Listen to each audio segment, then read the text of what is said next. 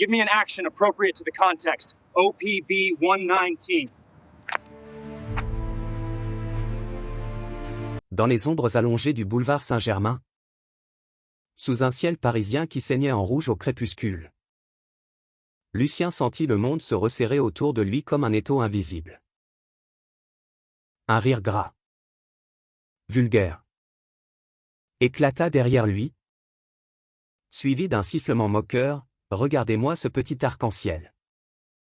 On dirait un clown de la Pride en pleine patrouille. Les mots le transpercèrent comme des éclats de verre. Et il se figea, le cœur battant à tout rompre, réalisant que ces rires venaient des uniformes bleus qui auraient dû le protéger. Mais ce soir-là, à Paris, la capitale des Lumières, l'obscurité de la haine rampait plus vite que les néons de la Seine. Lucien Moreau, 25 ans, serrait les poings dans les poches de son manteau usé.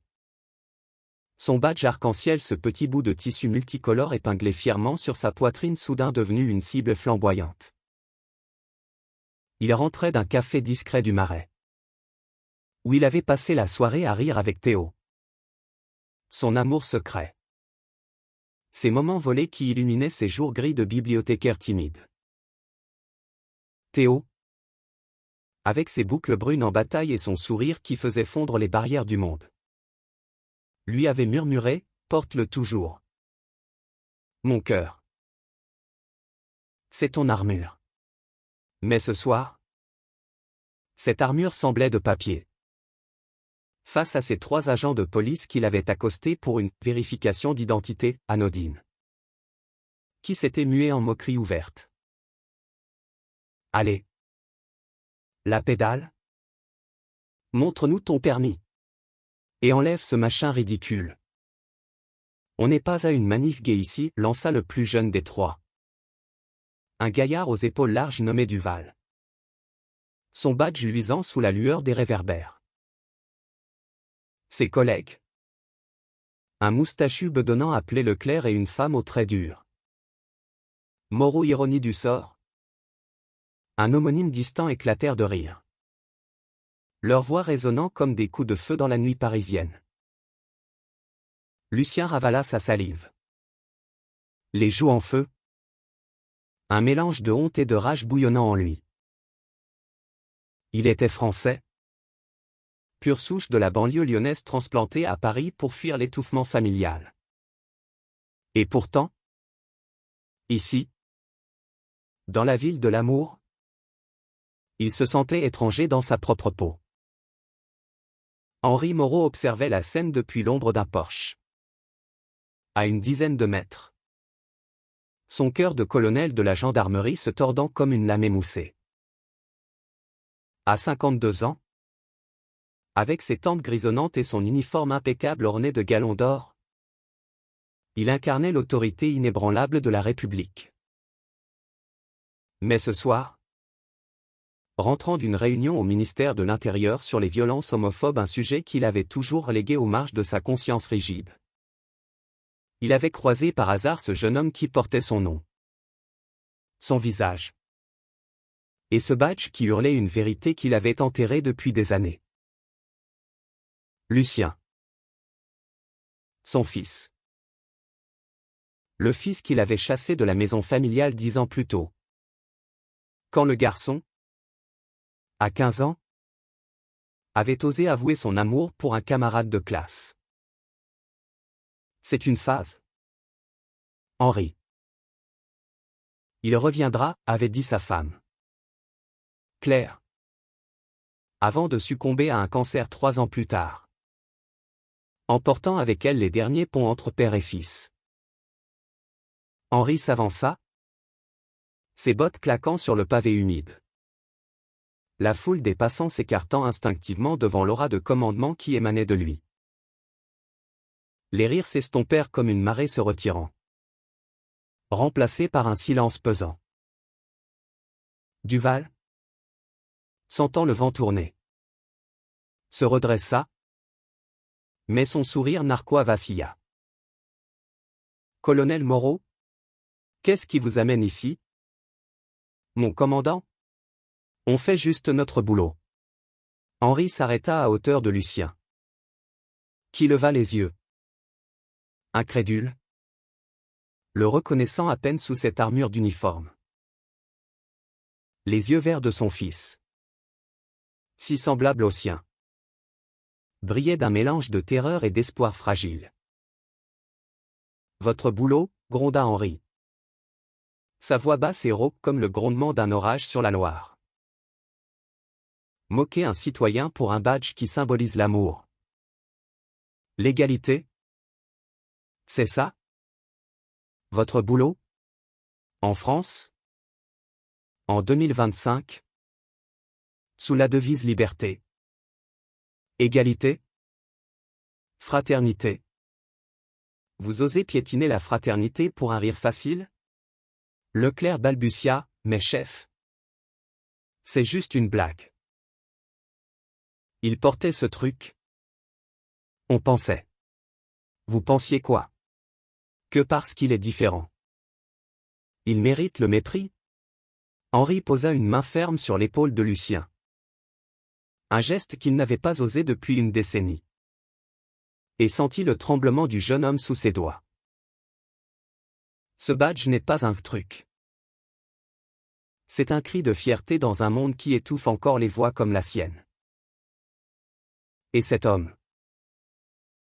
Cet homme est mon fils. Un murmure parcourut la petite foule qui s'était formée, des touristes japonais photographiant la tour Eiffel au loin. Un couple de lesbiennes main dans la main. Un SDF emmitouflé qui hochait la tête en silence. Duval pâlit, son visage virant au gris sous la lumière crue.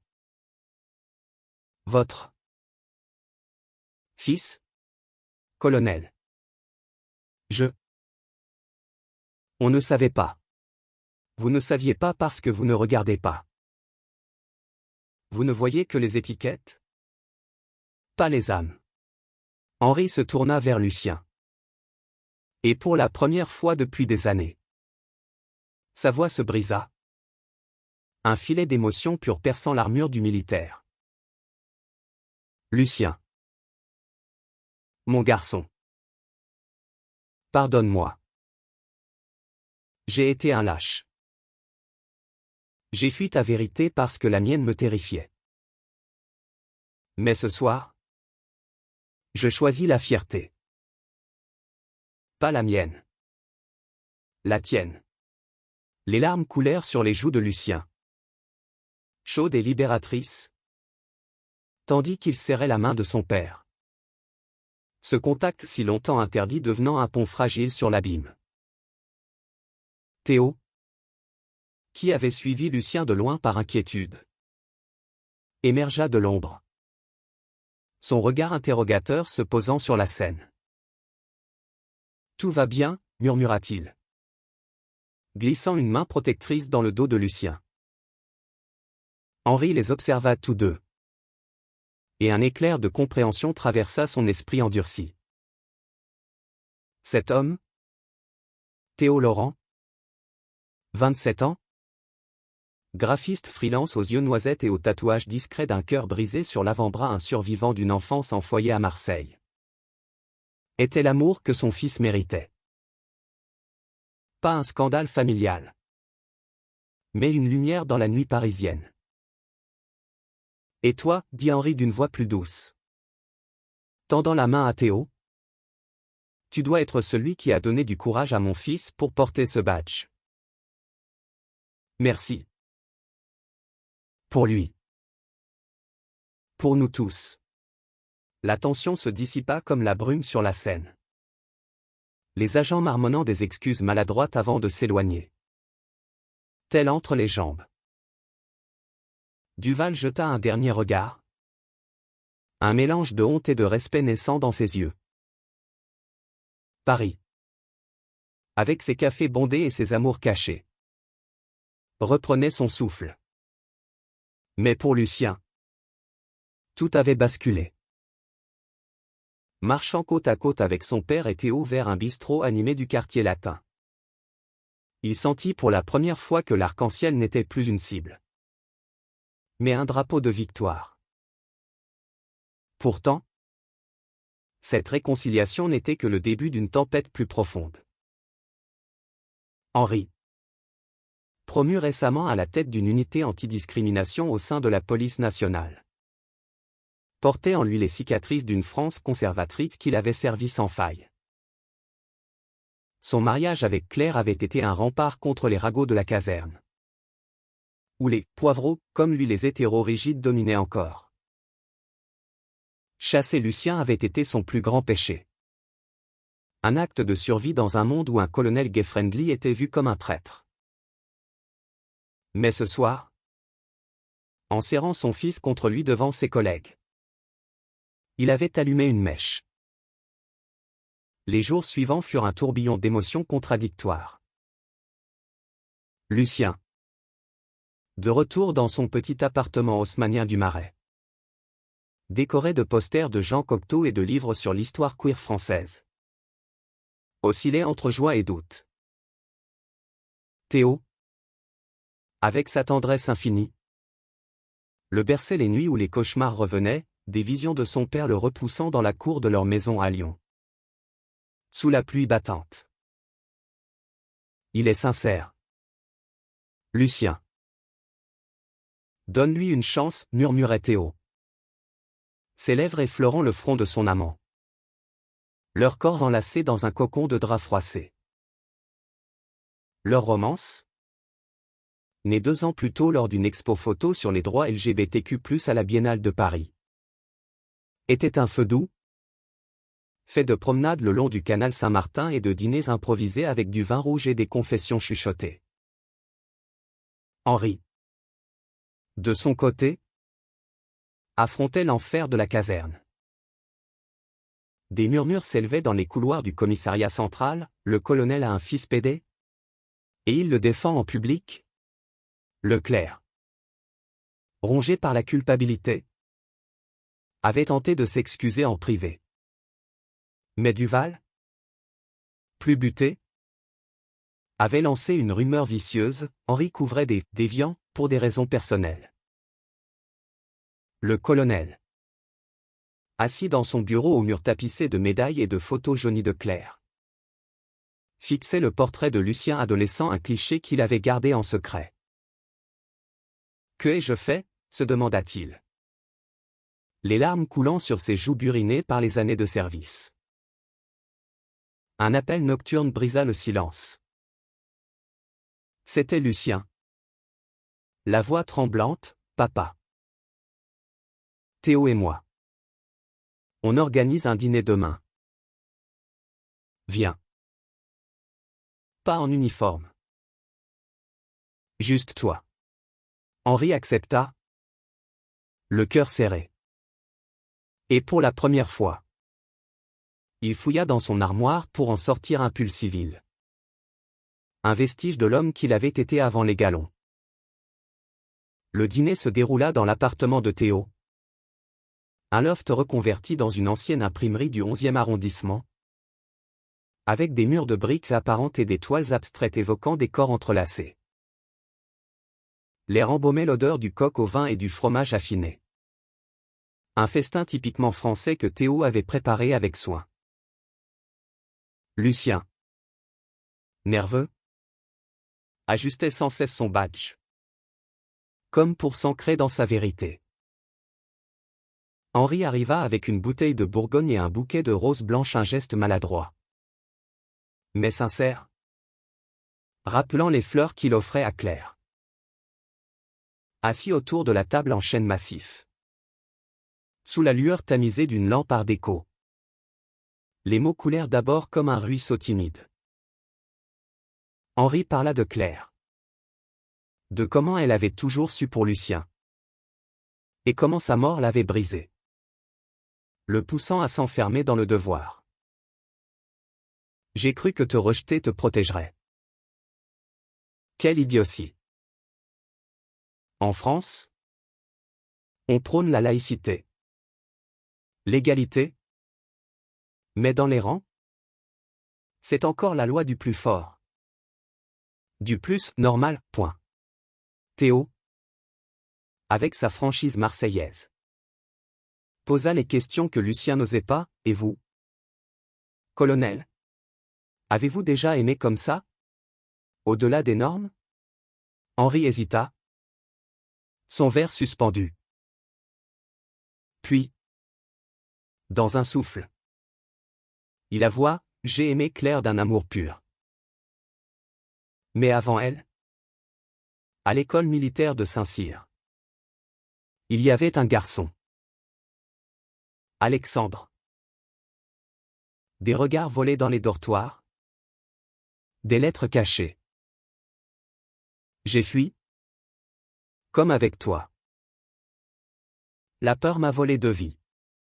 Les yeux de Lucien s'embuèrent, dans ce aveu.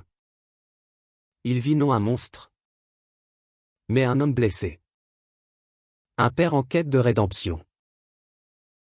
La soirée s'étira en confidence. Rire et larmes. Scellant une trêve fragile. Théo, sentant la connexion naître, proposa un toast à la famille qu'on choisit. Et à celle qu'on reconquiert. Dehors, Paris bruissait de vie, klaxon des taxis. Rire des fêtards de la nuit blanche. Un rappel que la ville des amours ne dormait jamais. Mais la kermesse ne s'arrêta pas là. Quelques semaines plus tard, une affaire éclata au commissariat, une agression homophobe violente contre un couple gay près de la Bastille. Duval, en patrouille, fut le premier sur les lieux. Mais au lieu d'agir, il hésita, influencé par ses préjugés persistants. La victime? Un jeune artiste nommé Elias. 22 ans. Originaire d'Alger mais naturalisé français. Gisait ensanglanté. Son partenaire en pleurs. La nouvelle fit le tour des médias. Et Henri, furieux, convoqua Duval dans son bureau. Tu as laissé ces brutes s'en tirer parce que c'était juste des gamins qui s'amusent. En France? Duval? L'homophobie n'est pas un jeu. C'est un crime contre la République, tonna Henri. Sa voix résonnant dans les couloirs. Duval? Acculé. Craqua, chef? C'est dur. J'ai grandi à la campagne. Avec un père qui haïssait ses tafioles. Et maintenant? Vous avec votre fils. Ça change tout? Mais ça fait mal.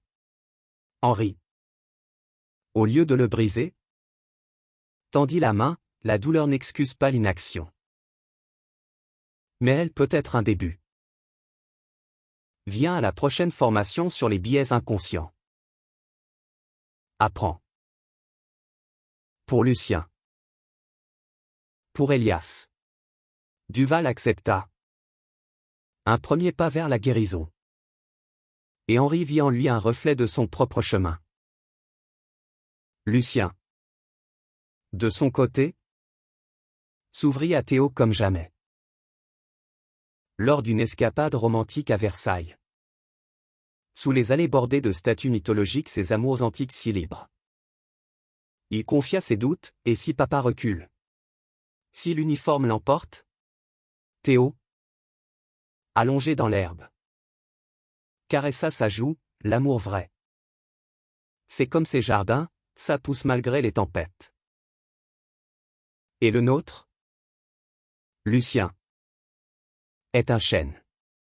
Ils s'embrassèrent sous le soleil couchant. Leurs corps se fondant dans une danse passionnée. Un serment silencieux contre les ombres du passé. La romance entre Lucien et Théo s'épanouit comme une fleur rare dans le tumulte. Théo, avec son passé de rue orphelin recueilli par une association LGBTQ+ à Marseille, apportait une force brute. Une sensualité terrax en grave-terre qui contrastait avec la sensibilité littéraire de Lucien. Leurs nuits étaient des symphonies de murmures et de caresses. Explorant les contours de leurs désirs dans l'intimité de leur lit. où le badge arc-en-ciel reposait sur la table de nuit comme un talisman. Tu es mon pari secret, soufflait Théo. Ses doigts traçant des motifs sur la peau de Lucien. Éveillant des feux qu'aucun préjugé ne pouvait éteindre. Henri.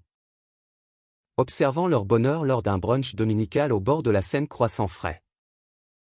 Café noir et conversation sur l'avenir. Sentit une paix nouvelle l'envahir. Il raconta des anecdotes de sa jeunesse. Des bêtises à l'académie militaire. Faisant rire Lucien aux éclats. Papa. Et si on organisait une soirée famille? Avec tes collègues repentis, proposa Lucien. Mi-sérieux. Henri sourit, pourquoi pas? Pour montrer que la police peut changer. L'événement eut lieu un mois plus tard. Dans une salle communautaire du Marais. Sous l'égide d'une association pro-LGBTQ+. Duval et Leclerc étaient là. Mal à l'aise dans leur chemise civile. Mais attentifs aux témoignages d'Elias et d'autres victimes. Henri prit la parole. Sa voix ferme mais émue, ce soir. Je ne parle pas en tant que colonel. Je parle en tant que père. Mon fils Lucien porte ce badge avec honneur. Et c'est à nous, gardiens de la loi, de le protéger. Pas de le railler. Les applaudissements fusèrent. Et quand Lucien monta sur scène pour l'embrasser, un geste public libérateur. La salle explosa en acclamations. Pourtant, le climax survint lors d'une manifestation massive pour les droits queer. Place de la République, où des contre-manifestants ultra-conservateurs, menés par un groupuscule extrémiste, lancèrent une contre-attaque violente. Lucien et Théo, au cœur de la foule arc-en-ciel, virent les gaz lacrymogènes pleuvoir. Théo protégea Lucien de son corps. Mais une bouteille vola, heurtant l'épaule de Théo. Dans la mêlée, Lucien hurla « Papa !» Henri, dépêché pour sécuriser la zone, chargea à travers le chaos. Son unité formée à ses nouvelles directives en tête. Il trouva son fils, ensanglanté mais entier. Théo gémissant à ses côtés. « Accroche-toi. Mon amour, murmura Lucien, lacérant sa chemise pour bander la plaie. Henri ordonna l'évacuation. Mais pas avant d'avoir arrêté le meneur des agresseurs. Un ancien militaire déchu nommé Bertrand, dont les yeux haineux croisèrent les siens. Vous trahissez la France. Moreau. Non, répondit Henri. Menotte en main. Je la sauve. Pour des fils comme le mien. À l'hôpital Necker. Sous les néons froids. Théo se réveilla entouré de Lucien et Henri. C'est fini, demanda-t-il faiblement. Lucien, les yeux rougis, serra sa main. Non. Ça commence. Notre vie. Ensemble. Avec lui. Henri. Assis en silence. Hocha la tête. Une larme traîtresse coulant. Il avait perdu Claire. Mais gagné une famille recomposée. Forgée dans le feu de la vérité. Les mois passèrent. Et la France changea un peu plus. Henri devint un porte-étendard discret pour la réforme policière. Ses discours au Sénat citant l'article 1er de la Constitution, « Tous les citoyens sont égaux ». Lucien publia un recueil de poèmes sur l'amour queer. Dédié à Théo et à son père. Qui devint un best-seller dans les librairies du Marais. Duval, transformé, organisa des ateliers dans sa commune natale, brisant les chaînes de son éducation. Un soir d'été, sur les quais de la Seine, Lucien et Théo échangèrent des vœux informels. Un anneau simple passé au doigt sous les étoiles. Henri, témoin ému, leva son verre, à l'amour qui défie les uniformes et les préjugés. À nous, Paris scintillait. Éternelle gardienne des cœurs brisés et rapiécés.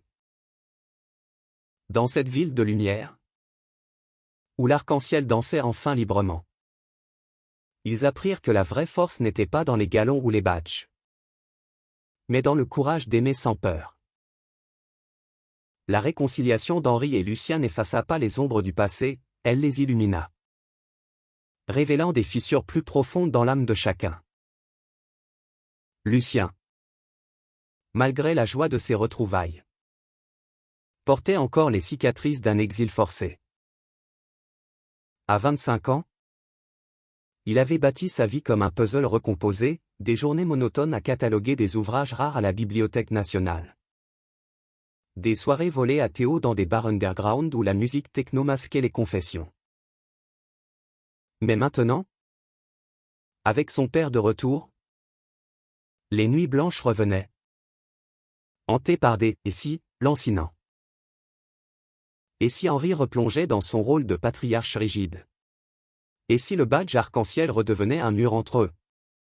Théo, sentant la tourmente de son amant, l'emmenait souvent en escapade pour respirer.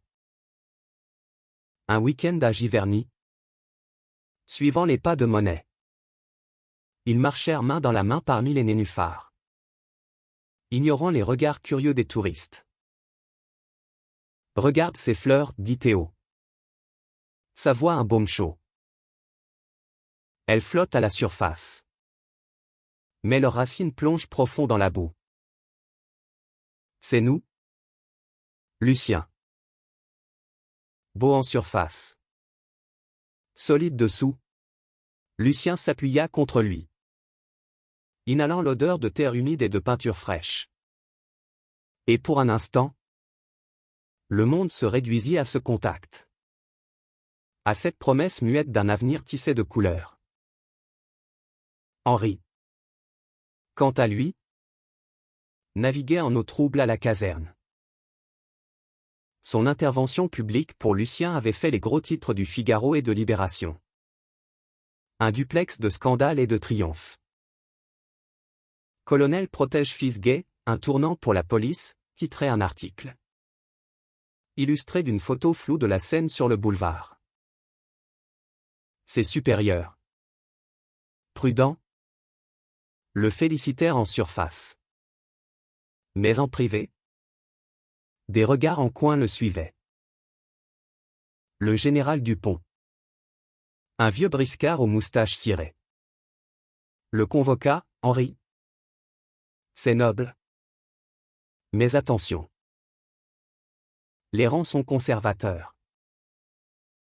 Ne laissez pas le personnel diviser l'unité. Mon général, répondit Henri. Droit comme un i. L'unité se divise déjà par le silence. Si nous ignorons l'homophobie, elle ronge nos fondations comme la rouille un blindé. Dupont grogna, mais accorda une formation pilote sur la sensibilité LGBTQ+. Avec Henri à sa tête. C'était une victoire minuscule. Mais pour l'homme qui avait autrefois chassé son propre sang, c'était un pas vers l'expiation. Le conflit couva jusqu'à une soirée de la Saint-Sylvestre, où Paris s'embrasait de feux d'artifice et de champagne. Lucien et Théo invitaient Henri à une fête intime chez des amis queer. Un loft au mur couvert de graffitis arc-en-ciel dans le sentier. Viens comme tu es, papa. Pas de protocole, avait insisté Lucien au téléphone. Henri, mal à l'aise dans un pull noir trop serré, arriva avec une caisse de huîtres de Cancale. Cadeau maladroit d'un homme habitué aux rations militaires. La fête battait son plein, musique électropulsant. Corps dansant sous des guirlandes lumineuses. Rire fusant comme des bouchons de mouette. Théo. En jeans slim et chemise ouverte révélant son tatouage. Accueillit Henri d'une accolade ferme. Content que vous soyez là. Colonel. Lucien rayonne depuis que vous êtes revenu. Henri rougit légèrement, observant son fils au centre de la pièce. Badge étincelant, dansant avec une grâce libérée qu'il n'avait jamais vue à Lyon. Mais la soirée vira au drame quand un invité.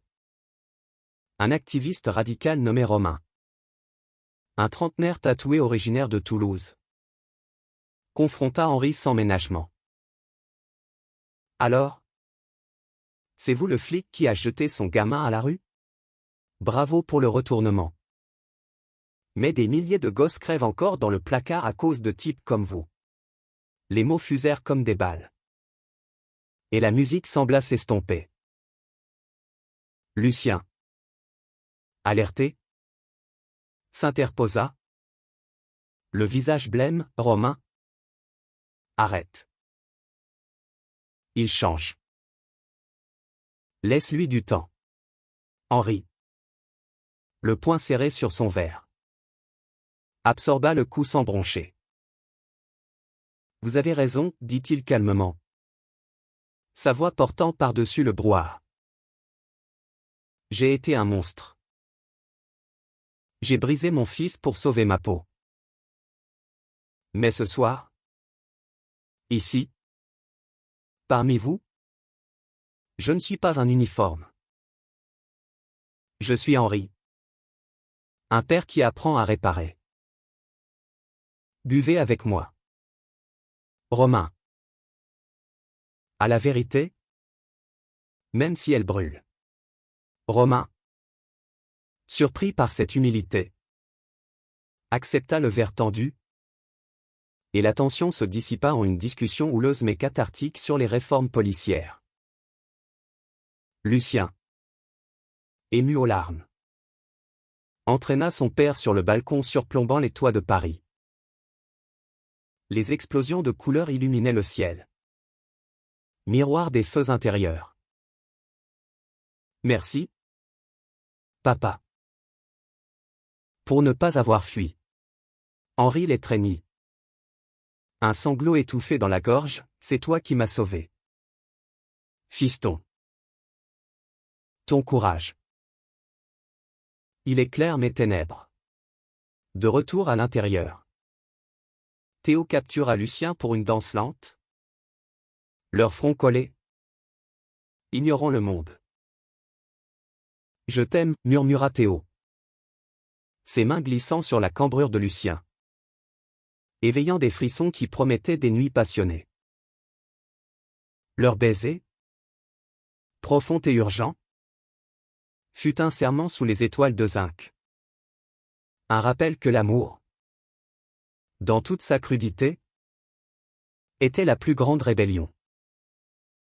Pourtant, le destin, capricieux comme la Marne en crue, réservait une épreuve plus sombre. Au printemps, une affaire de corruption éclata au sein de l'unité d'Henri, un réseau de pots de vin lié à des blindages d'agressions homophobes. Impliquant Leclerc, qui avait craqué sous la pression. Je n'en pouvais plus. Chef, avoua-t-il lors de l'interrogatoire. Les yeux rougis. Les rumeurs sur votre fils. Elles m'ont fait douter. Et j'ai cédé à la peur. Henri. Déchiré. Le suspendit. Mais intérieurement, il se demanda si son propre passé n'avait pas semé ces graines vénéneuses. Lucien. Apprenant la nouvelle par un appel paniqué de son père, se rua au commissariat. Théo sur les talons. Dans le couloir froid, éclairé par des néons bourdonnants, il trouva Henri affaissé sur un banc, la tête entre les mains. C'est ma faute, murmura le colonel. J'ai ouvert la boîte de Pandore en protégeant mon fils. Et maintenant, Tout s'effondre. Lucien s'agenouilla. Prenant le visage d'Uriné entre ses mains, non. Papa. C'est le début de la purge. La vérité fait mal. Mais elle guérit. Laisse-moi t'aider. Théo. Pratique comme toujours. Contacta un avocat ami de l'association. Et ensemble, ils montèrent un dossier pour exposer le réseau sans impliquer Henri. Les nuits suivantes furent des veilles intenses, Lucien lisant des rapports à voix haute. Théo dessinant des schémas sur un tableau blanc. Henri dictant des mémos d'une voix lasse. Dans ces moments, la famille naissante se forgeait. Unie par le feu de la justice. Le scandale fit la une de France Inter. Avec des débats enflammés sur l'homophobie institutionnelle. Henri témoigna devant une commission parlementaire. Sa voix ferme malgré les flashs des photographes, la police doit être le bouclier de tous les Français. Pas l'épée des préjugés. Lucien et Théo, dans les gradins, échangèrent un regard fier. Leurs doigts entrelacés sous la table. Au cœur de cette tourmente, l'amour de Lucien et Théo fleurit en un sanctuaire. Lors d'une pause forcée à Deauville, face à l'océan Atlantique déchaîné, ils firent l'amour sur le sable. Le sel sur la peau et les vagues comme témoins. Tu es ma tempête et mon calme, alta Lucien. Ses ongles marquant la chair de Théo dans un rythme primal. Théo, les yeux mi-clos, répondit par des baisers voraces. Leur corps un entrelac de désir et de tendresse. Célébrant la vie au milieu du chaos. L'affaire se résolut par des arrestations. Leclerc se repentant en devenant témoin protégé. Et Henri promu à un poste de consultant national sur les droits humains. Tu as gagné. Fiston, dit-il à Lucien lors d'un dîner victorieux au Procope. Le plus ancien café de Paris. Non, corrigea Lucien. Levant son verre. Nous avons gagné. Toi. Moi. Théo. La famille. Et ainsi, dans les veines de la capitale, le sang de la réconciliation coula.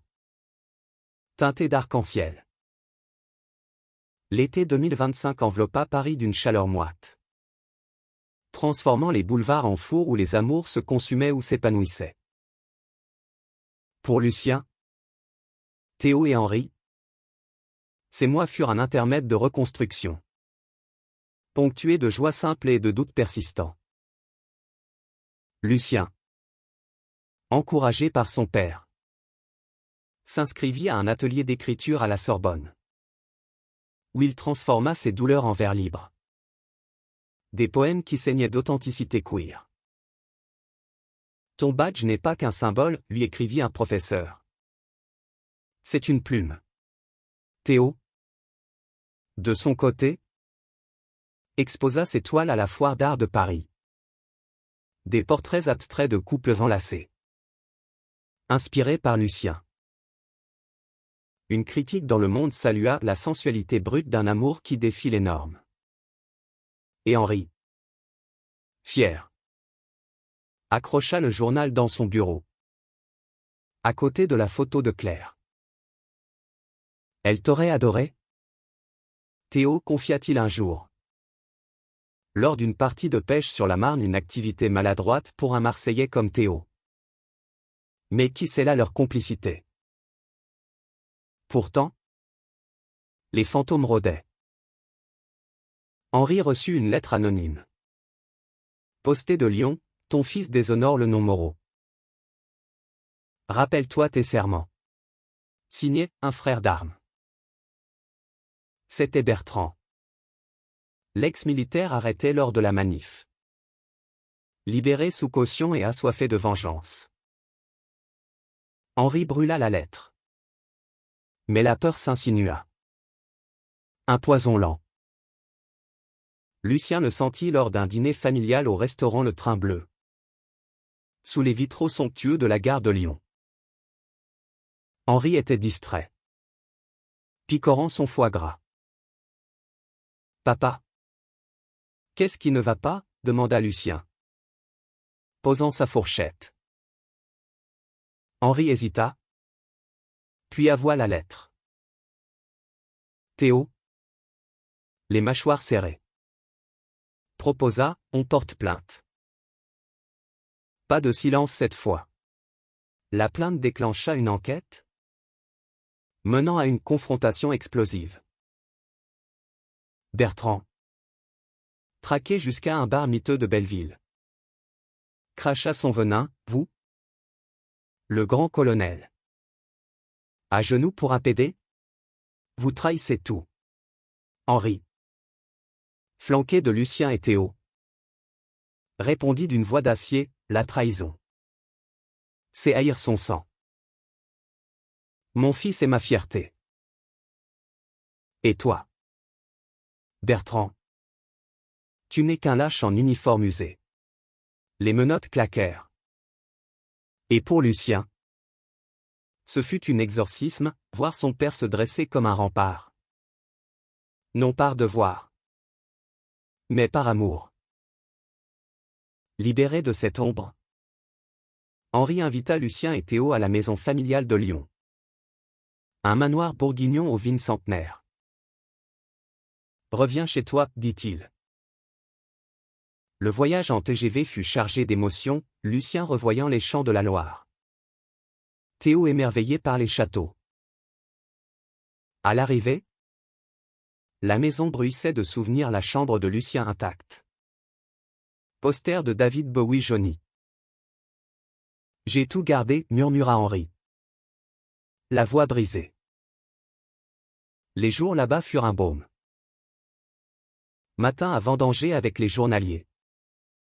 Après-midi à explorer les caves où Claire avait dansé. Un soir, autour d'un feu de cheminée, Henri sortit une boîte, lettre d'amour de sa jeunesse avec Alexandre. Jauni par le temps. Lis-les. Fiston. Pour savoir que l'amour comme le tien n'est pas une anomalie. C'est le cœur de l'homme. Lucien. Les yeux humides. Lu à voix haute. Et Théo, serrant sa main, ajouta, c'est beau. Colonel. Comme vous. La nuit. Dans la chambre d'amis, Lucien et Théo s'aimèrent avec une ferveur renouvelée. Leurs gémissements étouffés par les murs épais. Un rituel de guérison. Ici, je me sens entier, souffla Lucien. Son corps arqué sous les caresses expertes de Théo, qui explorait chaque courbe avec une dévotion presque sacrée. Leur climax, synchrone et explosif, libérèrent des années de tension, laissant place à un sommeil paisible. Enlacés. De retour à Paris. L'automne apporta une nouvelle épreuve, Théo, diagnostiqué avec une hernie discale due à un accident d'atelier, dut s'absenter pour une opération à Marseille, près de sa famille adoptive. Lucien, dévasté, veilla à ses côtés à l'hôpital, ignorant les appels insistants d'Henri pour un gala policier. Va.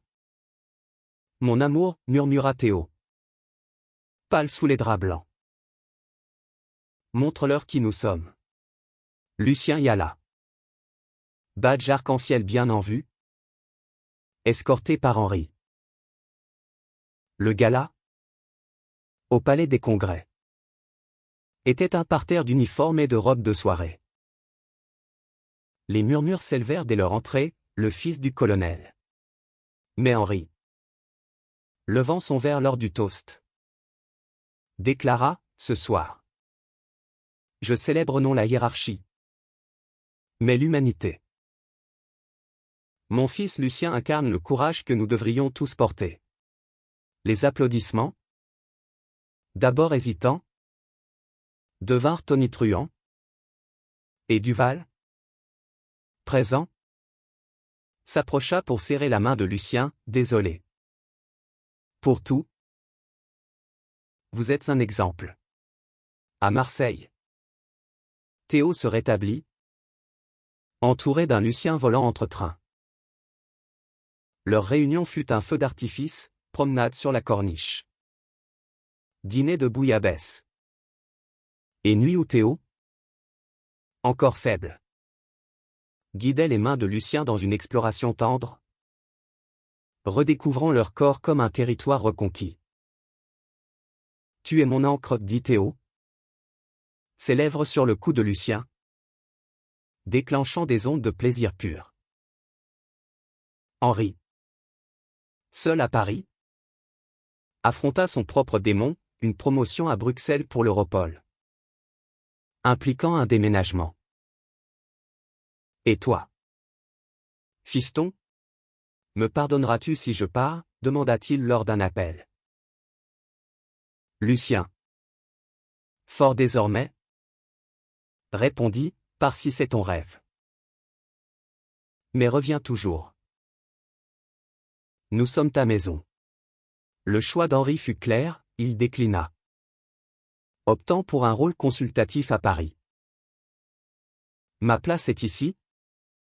Avec vous? Noël arriva, orné de guirlandes arc-en-ciel sur le sapin de l'appartement de Lucien. Autour de la table, avec des amis comme Romain et Elias, ils trinquèrent à l'année écoulée un toast à la résilience, à l'amour qui triomphe. Mais sous la joie, une graine de drame germait, une ancienne flamme de Théo. Un ex nommé Victor, un dramaturge charismatique de Bordeaux, refit surface. Jaloux et manipulateur. Lors d'une première théâtrale, Victor corner Théo, tu mérites mieux qu'un bibliothécaire efféminé. Les mots, rapportés par Théo à Lucien, allumèrent une dispute rare. Est-ce que tu doutes de nous? Cria Lucien, le cœur en lambeaux. Théo, repentant, le suivit dans la nuit pluvieuse de Montmartre, sous la pluie battante. Jamais. Victor est le passé. Toi, l'éternité. Ils s'embrassèrent fougueusement contre un mur de la butte. La pluie lavant les doutes, leur corps pressés dans une urgence passionnée qui scella leur engagement. Henri, apprenant l'incident, invita Victor à un tête-à-tête au Café de Flore. L'amour n'est pas un jeu. Jeune homme. Théo a choisi Lucien. Respecte ça? Ou affronte un colonel? Victor, impressionné, s'excusa. Et la paix revint. Ainsi, l'hiver fondit en printemps.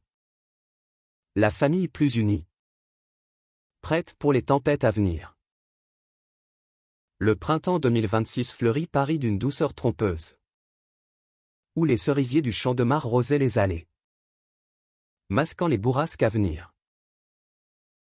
Lucien, immergé dans son recueil de poèmes désormais publié, Arc-en-ciel brisé, réparé, enchaînait les lectures publiques, sa voix tremblante gagnant en assurance à chaque applaudissement. Théo l'accompagnait, fier, esquissant des croquis rapides des auditeurs, capturant l'émotion brute des visages. Henri, de son nouveau poste, voyageait en province pour des formations, semant des graines de changement dans des commissariats endurcis. À Lille, il inspira une jeune recrue lesbienne à porter son propre badge, à Bordeaux. Il confronta un supérieur homophobe, citant des stats accablantes, en France, un queer sur deux craint la police. Changeons ça. Chaque victoire était un baume sur ses regrets. Mais le drame frappa par un appel matinal, Claire. La mère de Lucien n'était pas morte seule. Une sœur cachée. Élise. 28 ans. Élevée en secret par la famille de Claire à Avignon après un adultère adolescent. Existait. Ton père l'a su, mais m'a pardonné, avait écrit Claire dans une lettre posthume. Découverte lors de fouilles pour l'héritage. Élise. Avocate farouchement conservatrice, débarqua à Paris, exigeant sa part et rejetant Lucien comme le bâtard queer de la famille. La confrontation eut lieu dans un salon de thé guindé du 7e arrondissement. Sous les yeux atterrés de croissants intacts. Élise. Aux cheveux châtains tirés en chignon sévère et au tailleur gris. Toisa Lucien, maman a pleuré à cause de toi. De ton choix de vie. Je ne partagerai pas avec ça. Théo. Bouillonnant. Intervint, c'est l'amour. Pas un choix. Et Claire voulait l'unité. Pas la haine. Henri. Convoqué. Arriva en coup de vent. Son visage pâle. Élise. Ta mère m'a tout dit sur son lit de mort. Elle voulait que tu saches, Lucien est ton frère. Pas un fardeau? Un trésor. Élise. Ébranlée. Craqua. Avouant sa propre lutte, j'ai fui un mariage arrangé parce que j'aime les femmes. Mais la honte m'a rendu dur. Les larmes coulèrent. Et Élise ôta sa bague, symbolisant sa libération. Désolé. Frère. Apprenons ensemble. L'arrivée d'Élise enrichit la famille d'une nouvelle couleur. Elle emménagea temporairement, apportant des recettes provençales et des débats enflammés sur le droit. Avec Théo, elle noua une amitié taquine. Et lors d'une soirée jeu à l'appartement, elle battit Henri au Scrabble avec « queer » comme mot gagnant. À la vôtre, rit-elle. Levant son pastis. Pourtant, Victor, l'ex de Théo, n'avait pas désarmé. Obsédé, il harcela Théo par message. Puis escalada en publiant un article anonyme dans un blog d'extrême droite, le fils du colonel Moreau, un lobby gay infiltrant la police. Le scandale explosa, avec des menaces contre Henri au travail. Lucien. Furieux. Traqua Victor jusqu'à son atelier théâtral du Odéon. Où il le confronta, laisse Théo tranquille. Où je révèle ton chantage passé. Victor. Acculé. À voix, je l'aime encore. Il était ma muse. Mais face au regard résolu de Lucien, il capitula, promettant le silence. Théo, reconnaissant, enveloppa Lucien d'un amour fervent cette nuit-là, leurs corps nus sur le tapis persan. Explorant des territoires oubliés avec des jouets discrets. Un ballet de plaisir qui effaça les ombres. Culminant en cris étouffés de délivrance. Henri, protégé par une enquête interne, transforma la crise en opportunité, un partenariat avec des associations pour des hotlines anti-harcèlement. La peur veut nous diviser, déclara-t-il dans une conférence TEDx à la Villette. Mais l'amour nous unit. L'été ramena la chaleur. Et avec elle, une proposition inattendue, Élise suggéra un voyage familial en Provence. Aux racines de Claire. À Gordes, perchés sur leur colline de lavande. Ils rirent. Pleurèrent. Partagèrent des histoires. Henri et Lucien pêchèrent dans la Sorgue. Théo et Élise cueillirent des herbes pour un pique-nique. Une nuit, sous les étoiles, Lucien et Théo s'aimèrent en plein air. Le parfum de la lavande sur leur peau. Un rituel païen de connexion profonde, où chaque caresse était une prière à l'éternité. De retour, Paris les accueillit avec une manif Pride triomphale, où Henri marcha en tête du contingent policier. Badge arc-en-ciel sur l'uniforme. Lucien et Théo, main dans la main, scandaient « Liberté pour tous ». Et Élise, fière, filmait pour son blog juridique. Mais le destin, joueur, réserva une ultime épreuve, un accident de Théo lors d'une expo. Une chute d'échelle causant une commotion. À l'hôpital, Lucien veilla, récitant ses poèmes comme un mantra. Henri, arrivant avec Élise, murmura, « Il est fort. Comme toi. » Théo se réveilla. Serrant la main de Lucien, « Promets-moi. Un avenir. » Rétabli, Théo demanda Lucien en mariage lors d'un dîner aux chandelles sur une péniche de la Seine. « Épouse-moi.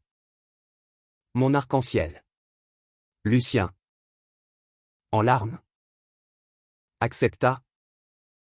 Et Henri, témoin, bénit l'union, avec tout mon cœur. Le mariage.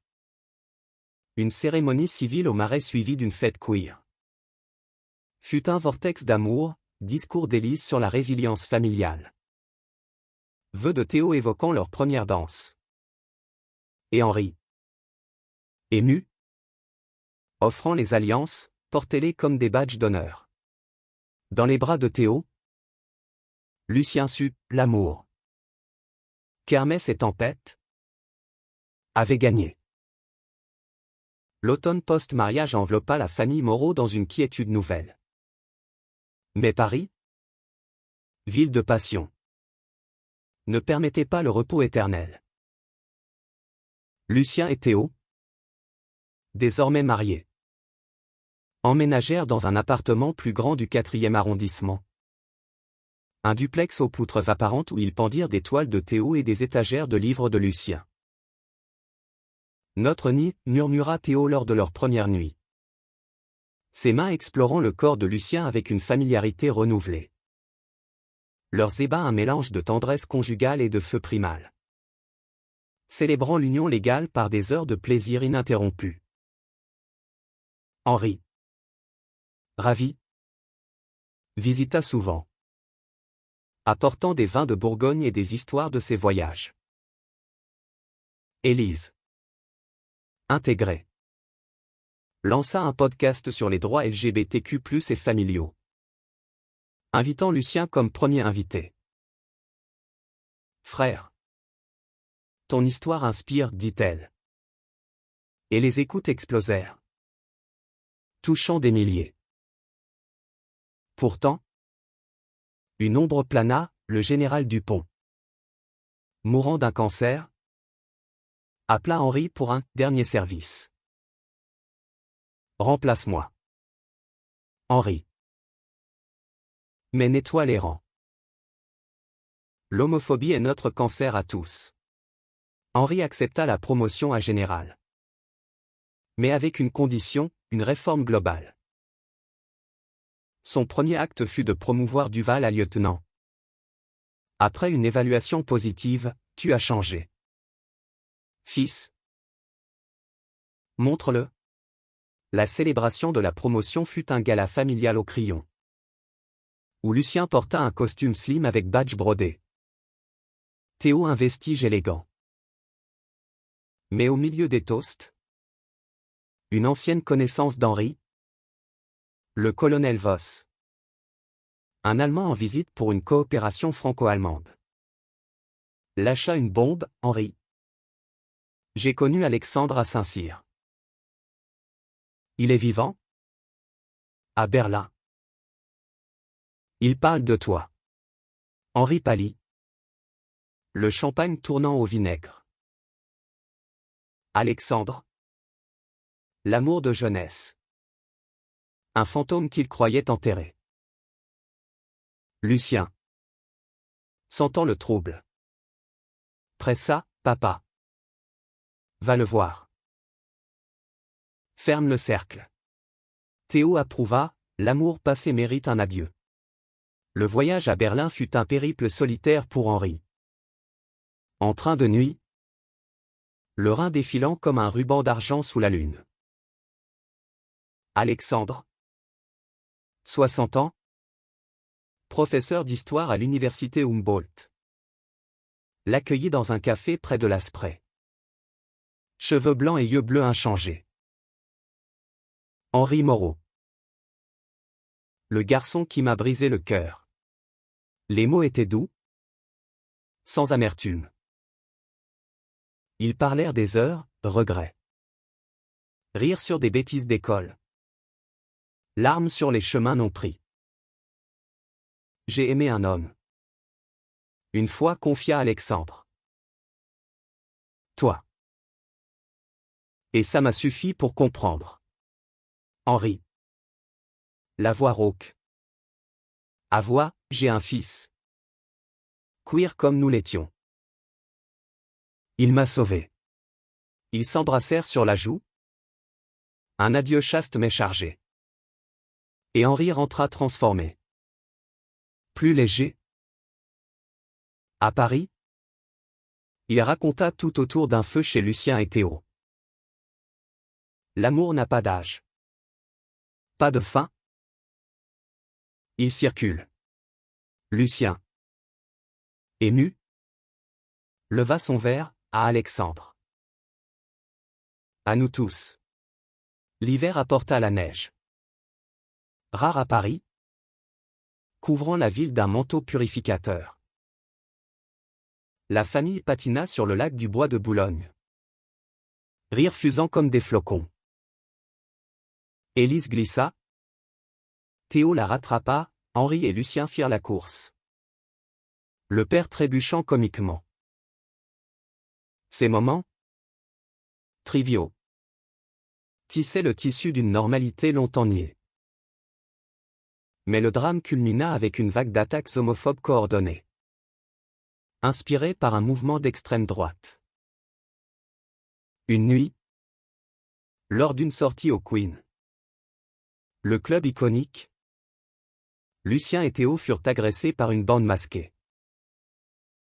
Théo protégea Lucien. Recevant un coup de couteau superficiel au bras. Courez, hurla-t-il. Et ils fuirent vers un café ouvert. Appelant Henri. Le colonel non. Le général mobilisa son unité en minutes. La traque mena à un entrepôt de la banlieue où Bertrand et ses complices se cachaient. L'assaut fut fulgurant, gaz. Cris. Arrestation. Henri. Entrant le premier. Trouva Bertrand. Arme au poing, pour la France pure. Henri le désarma d'un coup précis, la Français. Idiot. Et mon fils en est le cœur. À l'hôpital. Théo. Pensez. Serra Lucien, je t'ai promis un avenir. Je tiendrai. Henri. Entrant. Posa une médaille sur la table, pour le courage. Comme le mien. Autrefois manquant. Élise arriva avec des avocats. Préparant un procès bâton. Le procès, au tribunal de Paris, fut un théâtre national. Lucien témoigna. Voix ferme, l'homophobie n'est pas une opinion. C'est un meurtre lent. Théo, à ses côtés, montra ses cicatrices. Henri, en uniforme gala, conclut, en tant que général. Je jure, plus de silence. Bertrand. Condamné à 10 ans. Baissa la tête. Brisé. La victoire libéra un flot de réformes, lois renforcées. Formations obligatoires. Henri devint une figure médiatique. Interviewé par Arte sur « L'amour paternel comme arme contre la haine ». Printemps revenu. Lucien et Théo adoptèrent un chiot. Un labrador arc-en-ciel au collier. Symbole de leur foyer. Henri et Élise. Complices. Le gâtèrent. Lors d'un barbecue au Luxembourg. Sous les marronniers en fleurs. Ils rirent. Planifiant l'avenir, enfant peut-être. Via GPA à l'étranger, voyage en Provence, livre-toi l'avenir. Dans les bras de Théo. Lucien chuchota, notre histoire est un roman. Et le meilleur chapitre est à écrire. L'été 2026 s'étira languide. Un répit après la tourmente? Où Paris vibrait au rythme des festivals. Lucien lança une édition spéciale de son recueil. Avec une préface d'Henri, De l'ombre à la lumière. L'amour d'un père. Les ventes grimpèrent. Et une invitation arriva pour le Festival du Livre de Lyon. Ville natale de Lucien. Ironie poétique. Le voyage fut familial, Théo. Élise. Henri en TGV. Compartiment privé rempli de rires et de sandwichs. À Lyon. Sous les traboules de la Croix-Rousse. Lucien lut ses vers sur une scène en plein air. La voix portée par le Rhône. Mon père m'a chassé. Mais m'a retrouvé. L'arc-en-ciel n'est pas une fin. Un début. Les applaudissements tonnèrent. Et Henri, au premier rang, essuya une larme discrète. Théo exposa en parallèle à une galerie locale. Ses toiles de couples enlacés captivant les critiques. L'intimité queer comme révolution, titra Le Progrès. Une nuit. Dans un hôtel vu sur la Saône. Ils célébrèrent, corps nus contre la fenêtre embuée. Théo prenant Lucien avec une urgence douce. Leur reflet dans le verre un duo éternel. Gémissement mêlé au murmure de l'eau. Élise. Quant à elle, rencontra une partenaire lors du festival, Sophie. Une journaliste provençale aux yeux verts et au rire contagieux. Comme Lucien, nota Henri. Ravi. Leur premier baiser. Volé dans un parc. Marqua le début d'une romance fleurie. De retour à Paris. Henri affronta une mutinerie larvée, un groupe de vétérans. Mené par un capitaine récalcitrant nommé Girard. Pétitionna contre ces réformes. On protège la loi. Pas les déviants, clamèrent-ils lors d'une réunion tendue au ministère. Henri. Impassible. Projeta des slides, stade de suicide queer. Témoignage de victimes. La loi, c'est l'égalité. Défiez-la. Et vous défiez la France. Girard. Ébranlé. Se rallia. Et la pétition s'effrita. Pour fêter, la famille organisa un week-end à la campagne. Un gîte en Normandie aux falaises battues par la Manche. Matin brumeux à ramasser des moules. Après-midi à peindre avec Théo. Soir à conter des histoires autour d'un feu. Henri confia à Élise, j'ai peur de vieillir sans Claire. Mais avec vous? Je vis. Elle l'étreignit, on est là. Papa. Le drame frappa par un incendie au loft de Théo, un court-circuit. Ravageant toiles et souvenirs. Théo. Au travail, rentra pour trouver les pompiers. Lucien en larmes sur le trottoir. Tout est perdu, sanglota-t-il. Henri arriva. Coordonnant l'assistance, Élise appela des assureurs. Mais dans les décombres, ils sauvèrent un tableau clé, leur portrait. Intact. Hébergés temporairement chez Henri, ils rebâtirent. Théo, Résilie, peignit de nouvelles œuvres sur des toiles prêtées. Inspiré par la perte, Phoenix Queer. Lucien écrivit un chapitre sur la résurrection. Leurs nuits, dans la chambre d'amis, furent des refuges de passion, Théo attachant doucement les mains de Lucien. Explorant avec langue et doigts. Un jeu de domination tendre menant à des orgasmes partagés. Affirmant leur invincibilité. L'exposition de rattrapage. Au centre Pompidou, fut un triomphe. Avec Henri inaugurant, l'art naît des cendres. Comme l'amour. Sophie. Désormais compagne d'Élise. Couvrit l'événement pour TF1. Automne venu. Une grossesse surprise pour Élise et Sophie via donneuse apporta la joie. Un neveu ou une nièce queer-friendly, rit Lucien. La famille se prépara. Tricotant des couvertures arc-en-ciel. Mais une lettre de Bruxelles raviva le passé, l'Europol offrait à Henri un poste européen. Pour unir l'Europe contre la haine, tenta-t-il. Lucien. Mûr. Dis, si c'est ton appel. Vas-y. On te rejoindra. Théo approuva. Élise tempéra, Paris nous ancre. Henri choisit l'Europe. Déménageant avec un cœur lourd mais excité. Les adieux au Bourget furent émouvants, embrassades. Promesse de visite. Général d'amour, taquina Théo. À Bruxelles, Henri excella. Formant des unités pan-européennes.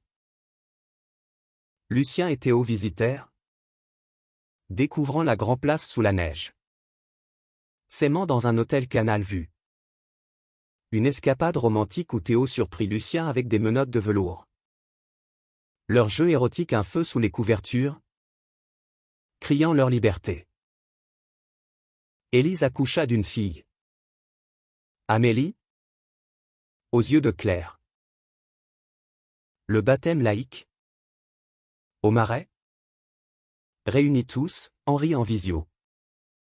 Bénissant. Lucien. Parrain. Tins le bébé, à ton tour de porter l'arc-en-ciel. Année filant. La famille grandit, Amélie grandissant bilingue. Henri rentrant pour les fêtes. Lucien publia un roman. Théo une série d'expos. Leur amour. Rodé. Resté vif, anniversaire marquant par des nuits de redécouverte. Où chaque touche ravivait la flamme initiale. Un jour. Henri. Retraité. Annonça, je rentre. Pour de bon. Paris les accueillit. Complet. Les années 2030 défilèrent comme un TGV.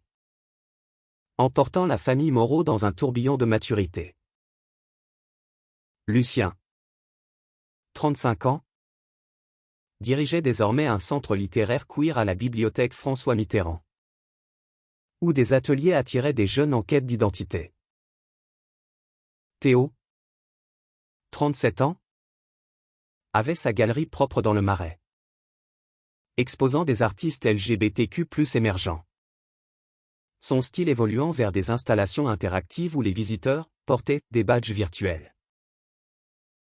Henri. 60 ans passés. Avait pris sa retraite d'Europol pour fonder une fondation antidiscrimination. Voyageant moins mais impactant plus. Élise. Avocate vedette. plaidaient des affaires emblématiques. Amélie, 8 ans. Une tornade aux boucles rousses et aux questions incisives, tonton Lucien. Pourquoi ton badge brille? La vie coulait douce. Ponctuée de routines aimantes, dîner dominicaux chez Henri. Où Claire trônait en photo honorifique, escapade en Provence avec Élise et Sophie, anniversaire bruyant où Théo cuisinait des paellas marseillaises. Pourtant, un cancer frappa Henri. Discret au début, comme un voleur dans la nuit. Diagnostic, stade 2. Prostate. Rien que je ne puisse vaincre, blagua-t-il. Mais ses yeux trahissaient la peur. Lucien. Revivant la perte de Claire. Son bras en anxiété. Dormant mal. Son badge devenant un talisman frotté nerveusement. Théo. Pilier. Organisa des séances de yoga familiales. Et Élise mobilisa ses contacts pour les meilleurs oncologues. Amélie dessina des cartes, tonton Henri. Bas le méchant crabe. Les traitements commencèrent, chimio. Radiothérapie. Henri perdant ses cheveux mais pas son humour. Je ressemble à un œuf dur, rit-il lors d'une visite. Dans l'intimité, Lucien et Théo canalisèrent la peur en passion, nuit où Théo massait Lucien avec des huiles essentielles. Menant à des unions lentes. Profondes. Leur corps un antidote au chaos. Gémissements doux comme des prières. Relâchant les tensions en vagues d'extase partagée. La fondation d'Henri lança une campagne « Badge pour tous », distribuant des milliers d'arcs-en-ciel à des écoles et commissariats. Malgré la maladie. Il parla à l'ONU via Visio, la haine est un cancer. Luttons ensemble. Lucien. Fier. Transcrivit ses discours en poème. Une rémission vint au printemps. Henri reprenant du poil de la bête littéralement. Avec une perruque conique. La famille fêta au Moulin Rouge. Cabaret kitsch où Amélie écarquilla les yeux devant les plumes. C'est comme ton badge. Tonton. Mais la maladie revint. Plus agressive. Henri. Sentant la faim, rédigea des lettres, une pour Lucien. Mon fils. Ton courage m'a racheté. Porte-moi en toi. Pour Théo. Garde-le heureux. Comme tu l'as fait. Pour Élise. Sois la voix que Claire aurait été. Pour Amélie. Aime sans peur. Les derniers jours. À l'hôpital Saint-Louis. La famille veilla. Racontant des anecdotes. Henri. Faible. Serra la main de Lucien, le badge. C'était le début. Merci. Il s'éteignit au lever du soleil. Paris s'éveilla en rose. Les funérailles. Au Père Lachaise. Furent un hommage, officier en uniforme arc-en-ciel. Ami queer. Amélie lâchant une colombe. Lucien lut un poème, Père. Ton silence s'est tu, ton amour hurle l'éternel. Le deuil les unit plus. Lucien et Théo adoptèrent un garçon. Julien. 10 ans. Orphelin queer. L'élevant avec des histoires d'Henri. Élise nomma sa seconde fille Claire. La fondation prospéra. Dirigée par Duval. Désormais allié. 10 ans plus tard. Lucien. 45 ans. Publia une biographie, Le colonel arc-en-ciel. Théo. À ses côtés. Peignit leur portrait familial. Badge luisant. Amélie. Adolescente? Vint avec sa petite amie à une lecture, tonton. Merci pour l'histoire. Elle m'a sauvé. Lucien. Ému? Lettrainie, c'est ton grand-père qui nous a tous sauvés. Dans le crépuscule parisien. Lucien et Théo. Cheveux grisonnants. Marchèrent main dans la main le long de la Seine. On a gagné. Mon amour, murmura Théo. Lucien. Badge fidèle. Répondit, et on continue. Les décennies suivantes furent un tapestry riche. Tissé de pertes et de gains, où la famille Moreau-Laurent devint un phare discret pour la communauté. Lucien, à 55 ans, avait transformé son centre en institut international, accueillant des conférenciers de Tel Aviv à San Francisco. Son second roman, Héritage multicolore, remporta le prix Goncourt. Un triomphe dédié à Henri, pour les pères qui apprennent tard, mais aiment fort. Théo, 57 ans, transite de la peinture à la sculpture, créant des installations publiques, un arc-en-ciel géant place de la Bastille, où les passants laissaient des messages d'amour. Julien, 20 ans, étudiant en art, l'assistait. Fier de ses pairs, vous m'avez donné un foyer arc-en-ciel. Je le rends au monde. Élise, 48 ans, juge à la Cour de cassation. Plaidait pour l'égalité. Sophie sa partenaire inébranlable. Amélie, 18 ans, activiste étudiante. Organisait des prix de radicales. Sa petite amie Léa. Une rappeuse. Chantant des hymnes queer. La vie n'était pas sans heurts.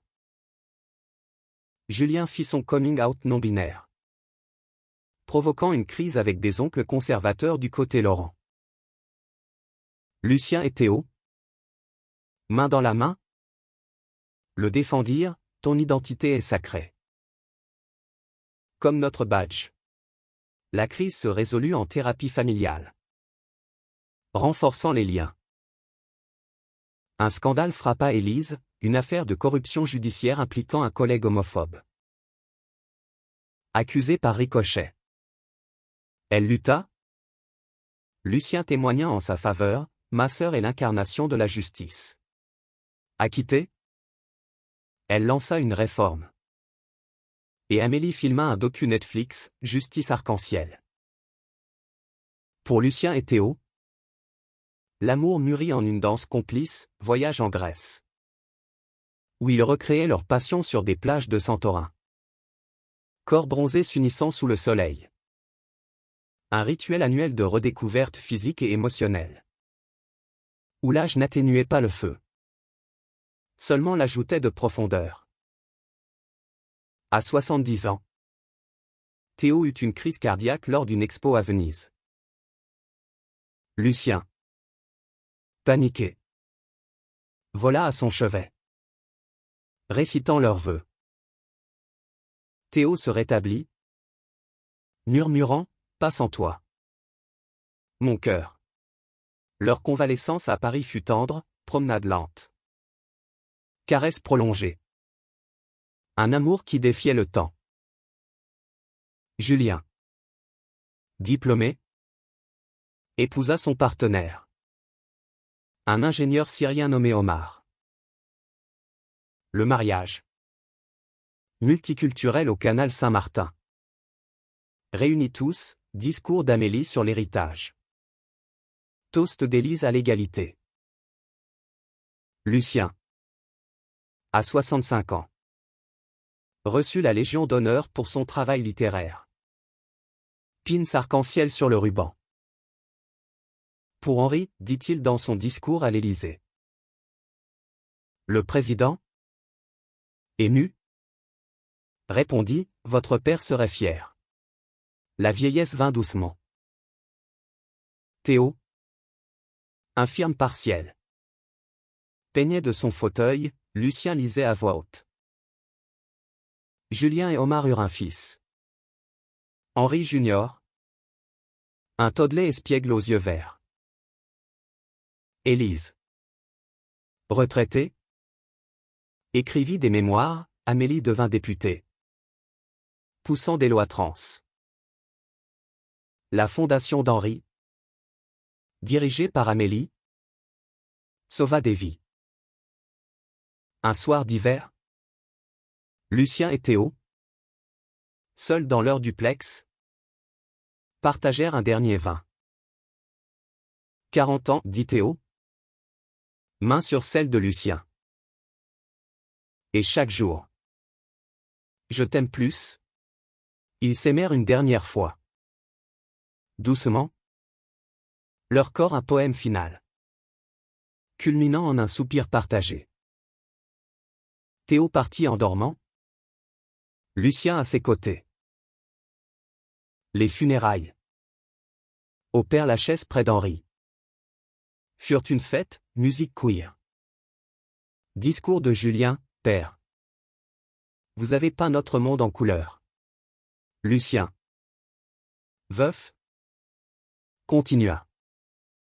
Écrivant jusqu'à 80 ans. Julien l'aida.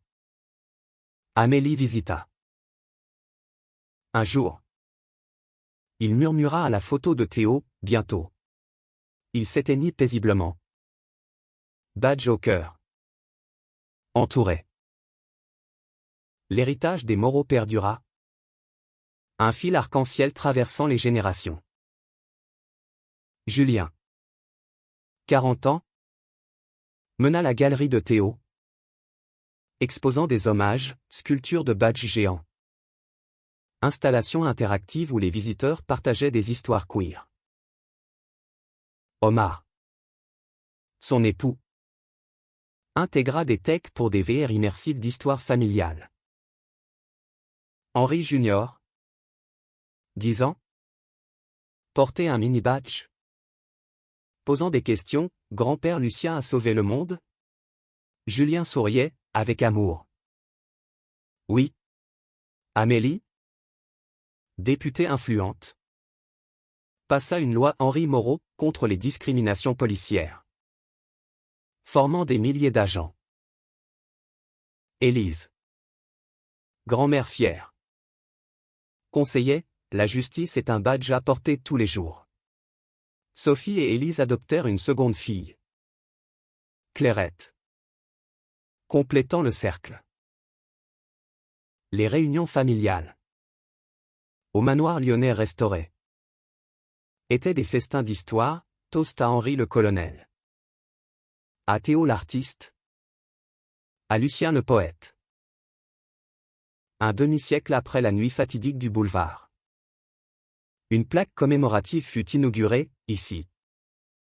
Un père défendit l'amour. Liberté. Égalité. Amour. Amélie dévoila. Amélie la petite fille d'Amélie tenant un badge. La famille. Dispersée mais unie. Continua, mariage. Naissance. Lutte. L'amour de Lucien et Théo, d'Henri et son fils, devint légende. Inspirant livre. Film. Un opéra au Châtelet. Dans l'au-delà supposé. Il veillait. Arc-en-ciel éternel sur Paris. Et ainsi, la kermesse humaine I triompha, swear I don't know anything about this. You prouvant have que the wrong l'amour, person. Please, you must listen to même me. moqué, Enough. Identify yourself illumine now. le monde.